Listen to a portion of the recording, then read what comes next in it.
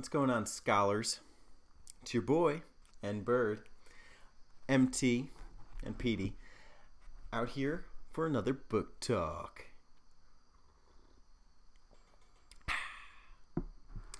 Nothing beats coffee at night. Anyways, this time we're talking about the notorious and the esteemed William Shakespeare in The Merchant of Venice. Now, this is a play I was assigned to read for one of my graduate level English education courses. And typically I don't like to combine academics and my video making hobby, but I haven't been able to do a video in a while on a book that I've read because I've just been so overwhelmed with work and reading. So I figured, why not combine the two? Plus, I'm going to be out on Tuesday, so this one's for you, Professor. The Merchant of Venice. Well, before I begin, let me talk about Shakespeare.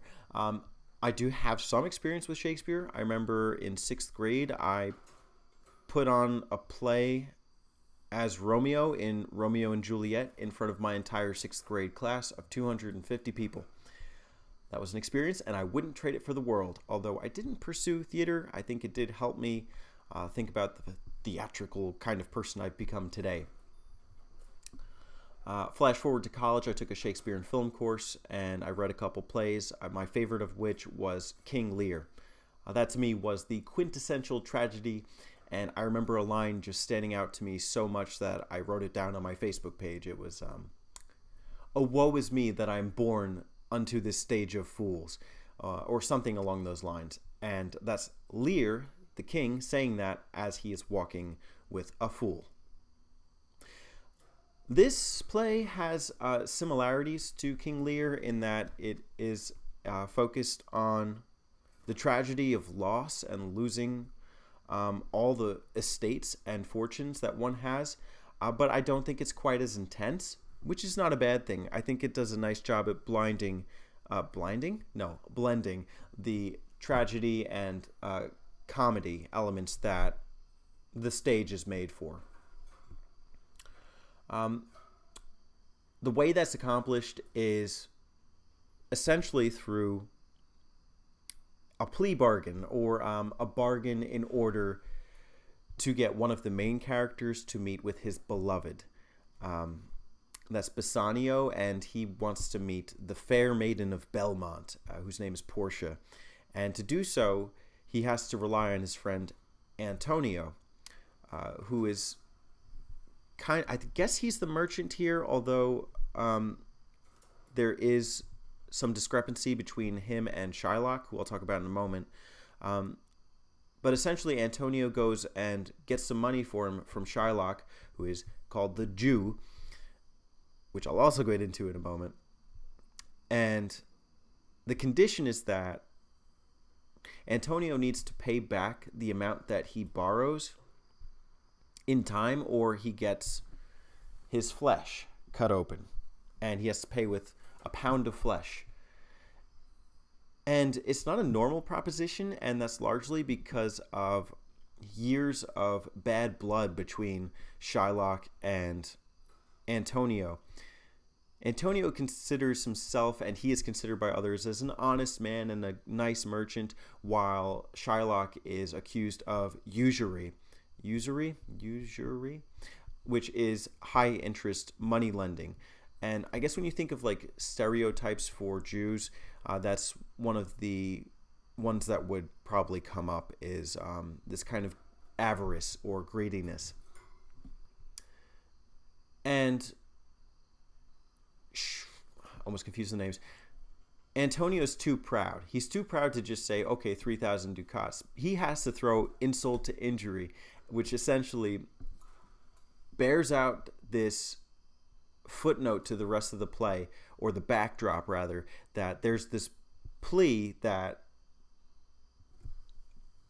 Bassanio is getting to meet the woman of his dreams based on the money that Antonio took out under an unfair arrangement.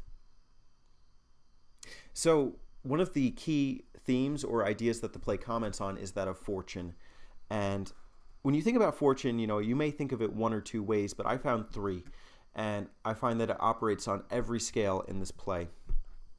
One of which is wealth, your fortunes that you've amassed. Another which is luck, having good fortunes. And another one of which is health, being in good fortunes or wishing good fortunes upon someone. And they work in something of a triangle here, where if you have one, it doesn't necessarily mean you have the other. So usually a character will fall on one of the three spectrums. And what I found is that there are subtle factors that influence the rate at which one has fortune as well. So Portia, the woman, the Lady of Belmont, essentially wants to meet her primary candidate as a suitor, and she thinks it's Bassanio.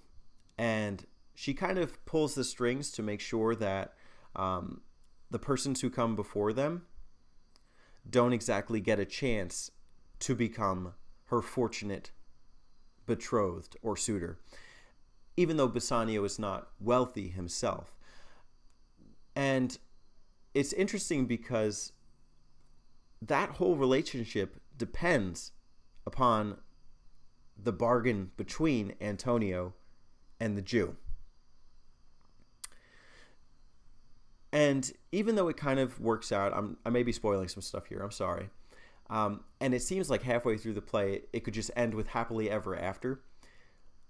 There's the reminder about this bargain or arrangement. So what I notice is that there's some commentary on how gender also affects the fortunes of others, and specifically how women can be bringers of misfortune, and usually are in the case of the play. Every woman in this play has some issue that presents itself for the other man, and sometimes there's also commentary on the quality of the woman herself and the extent to which she is a bringer of misfortune. I really don't want to go into specifics. There are some awesome moments in this play. But what I really like is that there's some heated conflict between especially Antonio and Shylock. And it kind of works itself back into the triangle of love between several of the other characters in the play. Whether it's like the daughter of the merchant, whether it's Antonio's friend Bassanio, whether it's his loquacious friend Gratiano, and his love interest as well. I feel like I'm looking this way too much. I have a hard time looking at a webcam. What else do I want to say, though?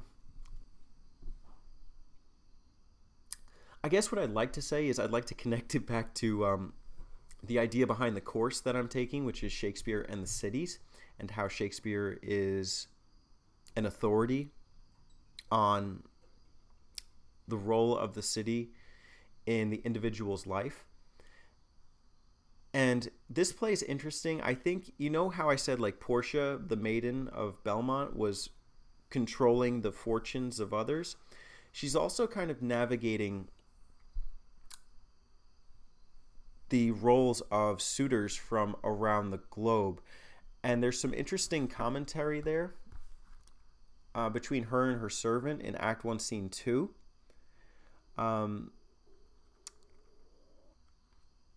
Where they just go off a list, like thinking about, like, how say you the French lord, Monsieur Le Bon? God made him, therefore let him pass for a man. In truth, I know it's a sin to be a mocker, but he hath the horse better than the Neapolitans, a better bad habit, blah, blah, blah. What say you then to Falconbridge, the young Baron of England? What say you of the Scottish lord, his neighbor, etc., etc.? She's commenting on the suitors from around the world and the extent to which they are fit to be suitors. I guess that's interesting because one of the concepts we've explored in the class is that of ecumenopolis, or a worldwide city, and thinking about how high fortune can make you the subject of ecumenopolis, or a subject within an ecumenopolis, or like the worldwide city. I think Shakespeare himself, whether intended to or not, is an access point for people around the world. Like, Shakespeare's studied around the globe. Doesn't matter what country you're in. And I notice that one of the ways that that's achieved in this play is through some appeals to common folklore, whether mythology or biblical texts. And I'm considering the extent to which Shakespeare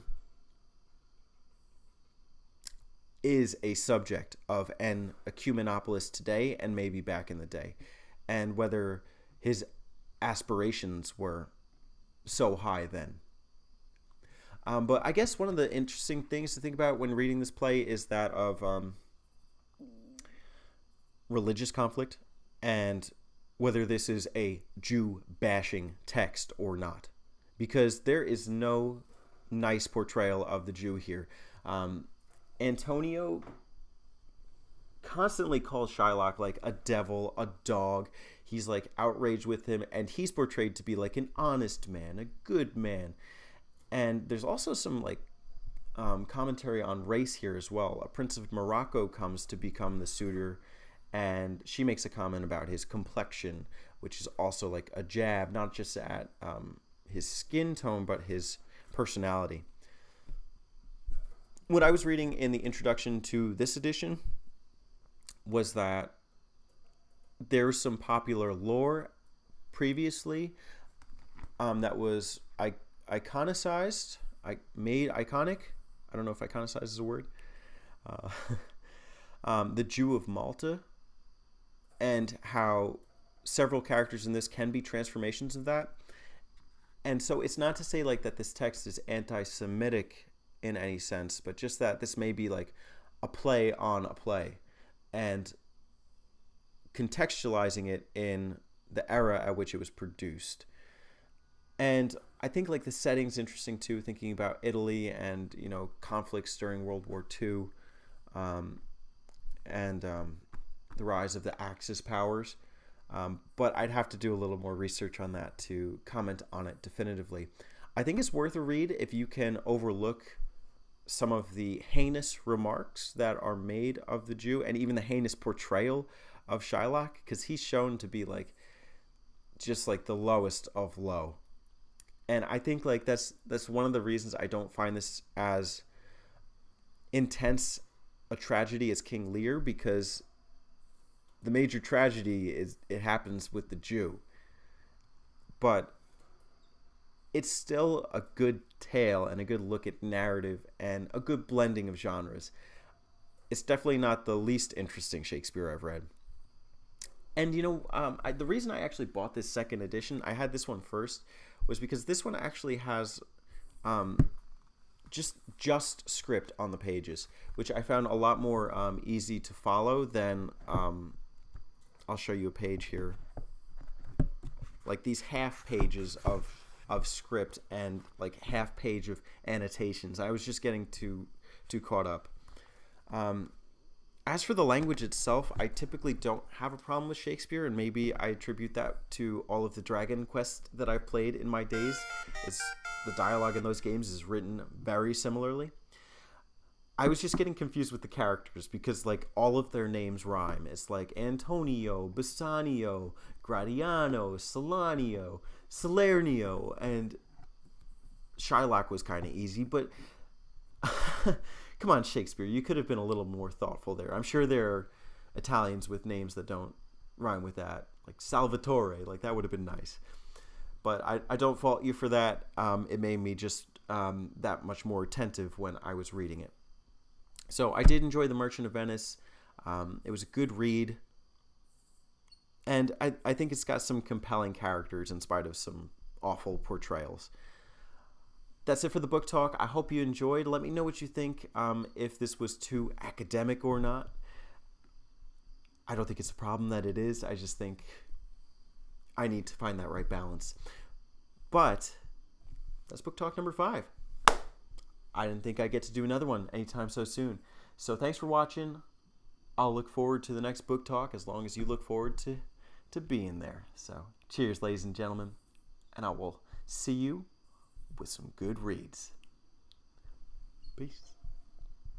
Say something, Petey. He's tired. I'll let him be.